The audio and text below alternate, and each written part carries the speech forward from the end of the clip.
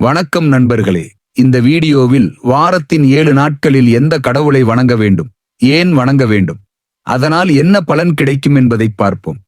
திங்கட்கிழமை அம்மனுக்கு உரியது. பார்வதி தேவியை வணங்கினால் மனசுக்கு அமைதி, வீட்டு சண்டைகள் குறையும், குடும்பத்தில் பாசம் வளரும். செவ்வாய்க்கிழமை முருகப்பெருமான் அல்லது அனுமனை வணங்கினால் ஆரோக்கியம், துணிச்சல், எதிரிகள் தொல்லை நீங்க உதவுகிறது. புதன்கிழமை கிருஷ்ணர் அல்லது கணபதியை வணங்கினால் புத்தி திறன் அதிகரித்து தடைகள் நீங்கி வாழ்க்கையில் எல்லா பிரச்சனைகளும் சரியாகும். வியாழன் விஷ்ணு அல்லது தட்சிணாமூர்த்தியை வணங்கினால் மனதில் தெளிவும் நல்ல வழிகாட்டலும் வேலைத்துறையில் முன்னேற்றமும் கிடைக்கும். வெள்ளிக்கிழமை லட்சுமி தேவி மற்றும் சுக்கிர பகவானுக்கு உகந்த நாள். அவர்களை வழிபட்டால் செல்வம், நற்பேறு, சௌமியத்தன்மை கிடைக்கும். சனிக்கிழமை சனி பகவானை வணங்கினால் வாழ்க்கையில் சிரமங்கள் நீங்கி நியாயம் காத்து சாபங்கள் விலகும். ஞாயிற்றுக்கிழமை சூரியனுக்கு அர்ப்பணிக்கப்பட்டது.